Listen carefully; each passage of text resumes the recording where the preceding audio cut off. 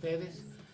Desde luego a mi queridísimo amigo, el señor licenciado Carlos Ávila, por su nunca desmentida bonomía, que una vez más se manifiesta en poner a disposición de un servidor su casa para la presentación de este libro. Carlitos, Dios te bendiga. Al contrario, es un honor para mí. Desde luego, mi agradecimiento reiterado a mi queridísima y admirada historiadora Catherine Mayo, quien me hizo favor de prologar esta obra ya en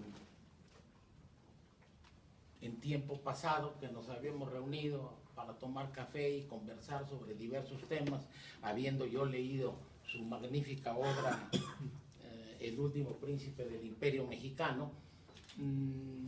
Le externé mi deseo de escribir algo sobre Iturbide, como lo que a continuación voy a comentar, y le pedí desde ese tiempo que una vez concluida la obra me hiciese favor de prologarla, cosa a la que Catherine accedió muy gustosa y muy amablemente, por lo cual le reitero mi agradecimiento y mi amistad. Muchas gracias, Catherine. Bien. Miren ustedes, la historia de México se ha manejado siempre con una dicotomía: los héroes y los traidores, los buenos y los malos. Pero los buenos son muy buenos, impolutos, albos, y los malos son unos traidores irredentos, indignos de la menor comprensión. Así se ha manejado la historia de México. Cuando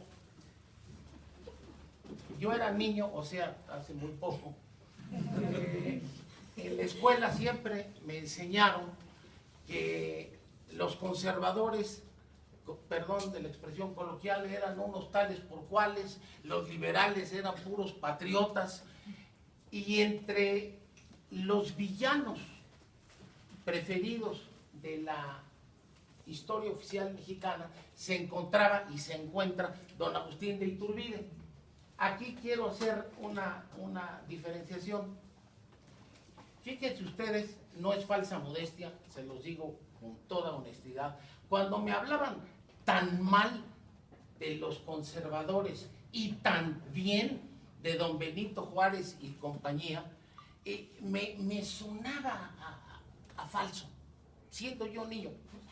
Les doy mi palabra de caballero que así lo percibía yo. No tenía yo entonces, obviamente, los elementos y los argumentos para desmentir, refutar, investigar en ese momento esos acertos. Pero me sonaba falso. Lo aceptaba, pues sí, los traidores eran los conservadores, Juárez y su pandilla, digo, y sus partidarios eran patriotas, bueno, pues ha de ser, ¿okay? Pero no me la pegaban. En donde sí confieso que me la pegaron fue, fíjense ustedes, en el caso de Iturbide. Siendo yo un muchacho, un adolescente después, tenía yo la peor imagen de Agustín de Iturbide. Ahí sí no sospeché yo el engaño de mis maestros, que acaso ellos mismos estaban tan desorientados como podía yo estarlo en aquel tiempo. Y yo tenía la certeza a los 13, 14 años que pues Iturbide era un traidor, un ambicioso, un tipo de la peor ralea. Sí me la creí, ahí sí me la pegaron. En lo de Juárez y Miramón y eso, no. Pero en esto sí. Por fortuna, para mi buena suerte, pues fue cayendo paulatinamente, producto de mi propia inquietud intelectual. Fueron cayendo fuentes bibliográficas que me hicieron ver que todo aquello era falso. Y cuando ya más adelante estudié historia y me dediqué a investigar in situ en los archivos, los documentos originales, los testimonios de la época, etcétera, etcétera, ya me quedó claro que aquello era completamente falso, completamente al revés. Pero no quise dejar de mencionar esto porque es muy curioso. Si alguien detestaba a Iturbide, era yo a los 13 años. Y afortunadamente me duró poco la ceguera, unos cuantos años, porque a los 20 años ya había yo cambiado completamente. Y de eso ya hace un buen rato. Pero, ¿a qué voy con esto? Que la historia mexicana se sigue en rigor enseñando igual en las escuelas. Por ejemplo, en el caso de Iturbide, repito cosas que ya he dicho en otras conferencias, pero que vale la pena reiterar. Por ejemplo,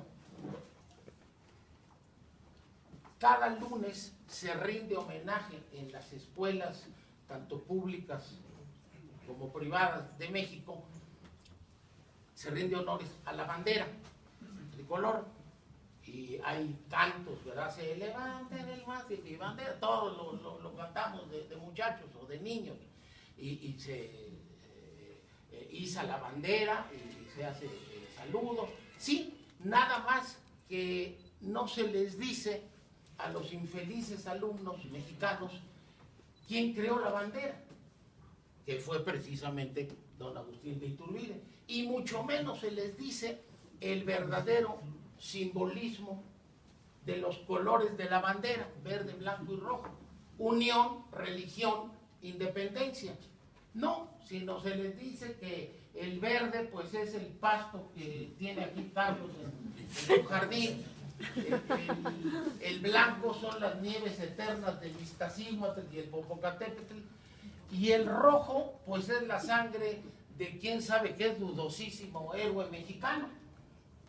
Y nada más falso. El verdadero simbolismo de los colores de la bandera es unión, religión, independencia, que son las tres garantías contenidas en el Plan de Iguala, plan llamado Plan de Iguala o Plan de las Tres Garantías, el 24 de febrero de 1821, por medio del cual Iturbide amalgamó a todas las clases sociales, a todos los grupos políticos, y consiguió de manera incruenta en 7 meses lo que no se había conseguido en 11 años anteriores, es decir, de 1810 a 1821. Haciendo un brevísimo marco histórico, cuando se inicia la lucha independentista el 16 de septiembre de 1110 con el cura Hidalgo en Dolores, en realidad lo que sobreviene es una guerra fratricida, una guerra de clases, una guerra de castas, porque Hidalgo enfrenta, a querer o no, al español contra el indio contra el criollo, al criollo contra el mestizo, y aquello se vuelve un desorden y una terrible guerra sangrienta, de rapiña, que va a durar 11 años, aún muerto Hidalgo, ¿no? Los demás caudillos que le siguieron. Y así tenemos que, por ejemplo, esto es muy importante, el elemento criollo del virreinato, es decir, los mexicanos de padres españoles, los criollos, que deseaban la independencia, lo primero que hacen cuando viene la rebelión de Hidalgo es oponerse a Hidalgo y brindar su espada al virrey, en este caso al virrey Venegas, don Francisco Javier Venegas, y luego al virrey don Félix María Calleja del Rey. Así tenemos que mexicanos como el propio Iturbide, como Anastasio Bustamante, como Valentín Canalizo, como Melchor Musquiz, como Miguel Barragán, como Vicente Fidisola y otros muchos, que después fueron, años después, hasta presidentes de la República, en ese momento estaban combatiendo la insurgencia a Hidalgo. ¿Por qué? ¿Porque estaban en contra de la independencia? No, señor, porque estaban en contra de los métodos con que ésta se estaba llevando a efecto. Las matanzas, Hidalgo hizo unas matanzas terribles en Guanajuato, en Valladolid, en Morelia, a un lado de Puente de Calderón, pasó a cuchillo a 300 españoles inocentes. Todo esto, por cierto, lo confesó Hidalgo en el juicio que se le siguió. Y él reconoce ante el juez de su causa, un asturiano apellidado Abella, que pues se había lanzado a la rebelión, ahora sí que sin orden ni concierto, como se dice coloquialmente, como el Borras. Se aventó así y el fiscal Abella le dice a Hidalgo, le dice, oiga, usted es una gente preparada, es usted un sacerdote culto, instruido, pues ¿cómo se aventó así sin ningún plan? Y dijo, pues sí, dijo Hidalgo, no son interpretaciones mías, son textos intercomillados, le pongo aquí. Dijo, sí, me ganó la pasión y le entregué el poder a la canalla. Es decir, la canalla que mataba, que violaba, que saqueaba. Si ahora, hoy en día, a nosotros nos aterra, como debe ser, con toda lógica, las noticias diarias de encostalados, torturados, mutilados, encajuelados, decapitados, etcétera, no solo en la Ciudad de México, sino prácticamente en toda la República, ahora en el siglo XXI ya avanzado. Imagínense ustedes, proporcionalmente hablando, que eso mismo sucedía en el naciente siglo XIX, en el seno de la sociedad novohispana, que era una sociedad pues tranquila, acostumbrada a los saraos, a las reuniones literarias, las famosas tertulias, a las procesiones religiosas. Entonces, de pronto ver el saqueo de Guanajuato, las matanzas en Guadalajara, por eso insisto, toda proporción guardada con nuestra época. Imaginen ustedes cómo la sociedad novohispana se aterró ante las huestes de Hidalgo y luego ante las de Morelos. Por eso, insisto, esa es la manera en que se explica cómo el elemento criollo, el elemento pensante y culto de la colonia, mexicanos, hijos de españoles, partidarios de la independencia, se oponen a Hidalgo y lo combaten. Hidalgo le había propuesto, todo esto que les estoy platicando muy sintéticamente, pues viene obviamente en el libro.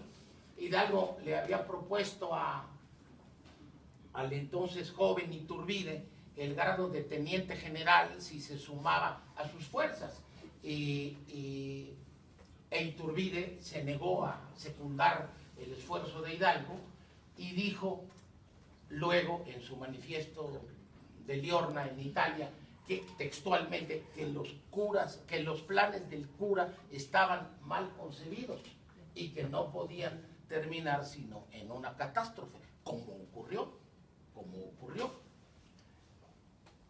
No tengo mucho tiempo, pero déjenme decirles que Iturbide es un militar invicto que vence varias veces a los insurgentes. De hecho, él es el que le da el golpe pues mortal a don José María Morelos en diciembre de 1813, cuando Morelos trata de tomar Valladolid, que hoy es la capital Morelia del hermoso estado de Michoacán. Iturbide vence a Morelos y de hecho allí empieza el declive militar o bélico de Morelos, de don José María Morelos. Es más, al poco tiempo Morelos pierde a sus dos principales lugartenientes, primero a don Mariano Matamoros y luego a don Hermenegildo Galeana, pero el que lo derrota o lo lleva al declive es precisamente Iturbide. Después viene una serie de situaciones que sería muy prolijo relatar aquí, pero se dan las circunstancias por sucesos ocurridos en España, la promulgación de la Constitución masónica de Cádiz de 1812, que obligan al rey Fernando VII a jurarla. En la Nueva España hay una inquietud terrible por todo eso. Iturbide logra el mando de las tropas que van a combatir a Guerrero, que ya mencionó Catherine, y termina proclamando el plan de Iguala, que ya traía en mente desde hacía años o desde hacía mucho tiempo, según lo había confesado a su amigo y compañero de batallas, don Vicente Filisola. Nada más que no se había dado la oportunidad. Con el plan de Iguala, unión, religión e independencia, Iturbide logra la unión la unificación de todos los grupos que estaban combatiendo entre sí. Así tenemos, por ejemplo, que los realistas pues, se unen a Iturbide, pero también los insurgentes, empezando por Guerrero. Entonces, un breve análisis del plan de Iguala, ¿no? Unión es la unión de todos los mexicanos. Ya dejamos de ser indios, criollos, mestizos, negros, sino todos nos volvemos o nos conformamos como mexicanos. Eso es importantísimo. Por eso el nuevo país se va a llamar Imperio Mexicano. Luego, unión. Luego, religión. La religión, si todavía sigue siendo mayoritaria la religión católica en nuestro país, imagínense en el siglo XIX, pues todo el mundo era católico, ¿no? Entonces la religión venía siendo el lazo unificador de la nación, y desde luego la Virgen de Guadalupe. Iturbide crea, ¿estoy bien? La Orden de Guadalupe. Estoy bien, bueno, hay que corregir porque el señor es especialista en eso. Bueno, la Orden de Guadalupe y la independencia. La independencia respecto de España, pero sin vituperar a España, sin vituperar a la madre patria, ¿no? Reuniendo o respetando la enseñanza de los mayores. ¿Por qué una monarquía? ¿Qué era el plan de Iguala que proclamaba la monarquía? Esa es de las cosas con la que engañan literalmente a los niños. Ay, sí, Iturbide se proclamó emperador, quería una monarquía. Pues naturalmente que quería una monarquía, y todos los insurgentes y todos los realistas estuvieron de acuerdo con eso. ¿Por qué una monarquía? Pues porque era lo que se estaba acostumbrado. Habíamos tenido 300 años de virreinato. Y luego, antes del virreinato, los mal llamados tlatoanis o emperadores aztecas, pues eran monárquicos, eran soberanos absolutos. En México no existía el concepto o el conocimiento de república o república federal o congresos o diputados. Si los estamos viendo a los diputados de ahora, ¿cómo son? Imagínense en aquel México sin ninguna experiencia sobre el particular. Sin embargo, los Estados Unidos pues se oponían a un imperio mexicano católico fuerte y pugnaron porque México se convirtiera en república. Por eso enviaron a un tipo muy inteligente, de muy buena labia, un seductor, de maneras elegantes, un hombre culto. Me refiero al doctor en Derecho Joel R. Poinsett. Y Poinsett vino y les vendió a los politiquitos mexicanos, que siguen siendo politiquitos, la idea de que la república era una maravilla, que convirtiéndose México en república, como por arte de magia, nos íbamos a convertir en otros Estados Unidos. lo cual era absolutamente falso. Entonces es de las cosas que van a provocar la caída de Iturbide. Me estoy adelantando un poco a los acontecimientos, pero no importa. ¿Ustedes saben cómo se llama nuestro país? Estados Unidos Mexicanos. ¿Perdón? Estados Unidos Mexicanos. Estados Unidos Mexicanos. México, no nos llamamos México, nos llamamos Estados Unidos Mexicanos oficialmente. Claro, nadie nos conoce así, ni nos reconocemos así. Siempre decimos México. ¿Dónde vives? En México. No soy ciudadano estadounidense mexicano, ¿verdad? Pues no. Eso fue por seguir a los Estados Unidos. Inclusive nuestra primera constitución, del 3 y 4 de octubre, la primera constitución federal, de octubre de 1824, en emulación de las instituciones estadounidenses, muy respetables, muy progresistas, pero que no eran para nosotros, pero que sí lograron debilitarnos, porque entonces la república se dividió, se hicieron estados, y cada estado tuvo su constitución política del Estado Libre y Soberano de Michoacán, Constitución del Estado Libre y Soberano de Querétaro, Constitución. Entonces, todo eso disgregó lo que en el virreinato permanecía unido. Por eso siempre digo, la República en Estados Unidos unió lo disperso, en México dispersó lo unido. Fue el efecto contrario. Bueno, ¿por qué escribí este libro? Porque si bien yo conozco, y las hay, estupendas biografías de Agustín de Iturbide, no muchas, pero sí muy buenas, no muchas,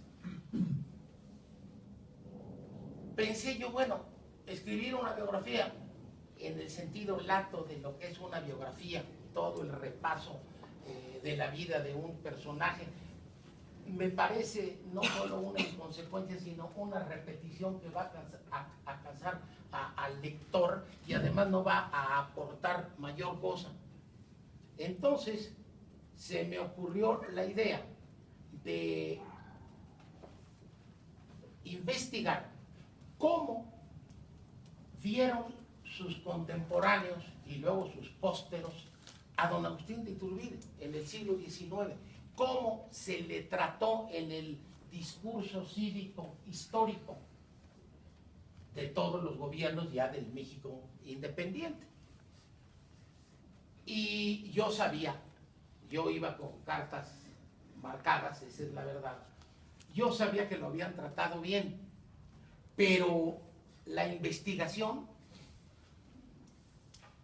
que fue, creo yo, exhaustiva, me reveló que me había yo quedado corto en mi apreciación, que en realidad no solo se le había tratado bien a Iturbide en los discursos cívicos históricos del siglo XIX, sino que se le rendía un homenaje verdaderamente magnificente. Y así tenemos que me puse yo a repasar cada uno de los testimonios de literatos, periodistas, generales, políticos, hasta estudiantes, de todos los colores y sabores políticos, y todos coincidían en señalar a Iturbide y en reconocerlo como libertador de México, porque esta es otra gran falsía de la historia de México, querer presentar a Iturbide como un héroe de los conservadores, de los reaccionarios, y entonces los liberales pues están en contra de Iturbide, por lógica. Pues no. Aquí resulta que la investigación revela que los más conspicuos liberales del siglo XIX fueron acendradamente iturbidistas. Fíjense qué cosa tan curiosa. Había más honradez intelectual, sin duda, en el siglo XIX con liberales y conservadores, a pesar de todo, que en el siglo XX. donde se ha perdido la dignidad, donde se ha perdido el valor y el valor intelectual, por ya no decir el valor físico, el valor intelectual se ha perdido, la gente se vuelve medrosa, ¿no? Todo mundo quiere ser políticamente correcto. Yo, así se les llama ahora, yo por fortuna soy, pero políticamente incorrectísimo. Entonces, la investigación me reveló que personajes, imagínense ustedes, como Vicente Rivapalacio, como José María Lafragua, como Matías Romero, como Mariano Otero, el creador del derecho del juicio de amparo, como Valentín Gómez Farías, bueno, más liberales no pueden ser, Juárez mismo, tienen expresiones de profundo elogio y reconocimiento al, con mayúsculas, libertador de México, así se le reconoció siempre. Entonces, en este libro pueden ustedes repasar todas las intervenciones que se dijeron en Guadalajara, en Puebla, en Querétaro, en San Luis Potosí, en Veracruz, en Guanajuato, etcétera, desde luego en la capital del país, etcétera, etcétera, donde todos estos personajes que estoy mencionando reconocen en Iturbide al libertador de México. Es interesante también señalar que, a despecho también de lo que se cree en el discurso o en los discursos en que se ensalza a Iturbide, no se vitupera ni mucho menos a Hidalgo, ni a Morelos, ni a Allende. Por el contrario, esos oradores a los que me estoy refiriendo hablan en todos sus discursos y rinden homenaje a los primeros insurgentes, a Hidalgo, Allende, Morelos, en fin. Está bien, no, yo no tengo mucho reparo en eso, está bien, tuvieron graves errores, pero bueno, también reconozco yo cosas grandes en Hidalgo y en Morelos. No hay que ser tan cerrado, porque hay que rescatar de los personajes lo rescatable, valga el axioma, y condenar lo condenable, así de sencillo. Entonces se le rendió homenaje a los primeros insurgentes, pero en el cuerpo principal del discurso en cuestión, el principal personaje era siempre don Agustín de Iturbide, reconocido como libertador de México. Entonces, de 1821, en que se consuma la independencia mexicana, a 1921, es decir, 100 años, Iturbide es siempre reconocido como libertador de México. Inclusive aparece en las estrofas del himno nacional, que desde luego ya no se cantan, el himno está mutilado. Yo canto pésimamente, pero es aquella estrofa que dice: si a la lid contra hueste enemiga nos convoca la trompa guerrera de Iturbide, la sacra bandera, mexicanos valientes seguid, mexicanos valientes seguid. Esa es la estrofa mutilada del himno nacional. Claro, tampoco, ni se enseña el himno nacional como debe ser, ni se menciona Iturbide, por eso digo, los niños víctimas en las escuelas, ni se les habla de la bandera, del verdadero origen, y quién la creó, nada, ni el verdadero simbolismo de los colores, etcétera, etcétera. Ahora, de 1821 a 1921, Iturbide, 100 años, es el libertador, pero de 1921 a 2021, que ya estamos por cumplir, son los siguientes 100 años, Agustín de Iturbide desaparece de la historia de México en el mejor de los casos. Y en el peor, cuando se le menciona, es para calumniarlo atrozmente, para decir cosas que no obedecen a la realidad. Aquí es donde viene la gran pregunta: ¿qué pasó entonces? ¿Por qué de ser el gran libertador de México, los siguientes 100 años ya ni quien se acuerde de él. Resulta que para 1921 ya el furor revolucionario, como yo le llamo, se había apoderado de la política mexicana. La revolución había triunfado, ¿verdad? Zapatistas, carrancistas, obregonistas, en fin.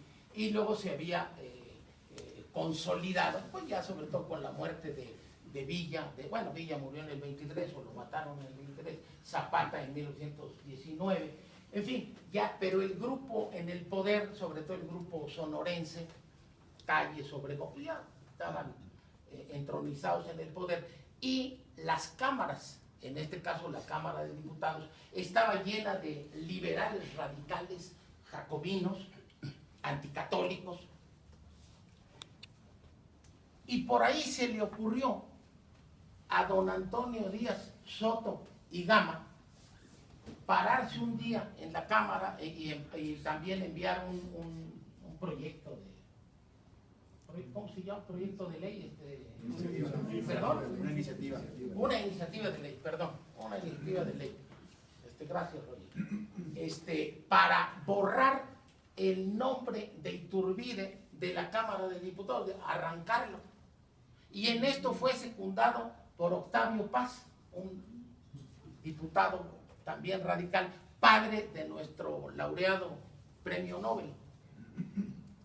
Pero el que llevó la voz cantante fue Antonio Díaz Soto y Gama, y se puso como energúmeno, como poseso en la tribuna del Congreso, de veras, se puso a gritar ahí como loco, no, contra Iturbide, así, y lo defendieron tímidamente. El principal de ellos fue el diputado, que era diputado entonces, don Vito Alessio Robles, un brillante historiador y militar coahuilense.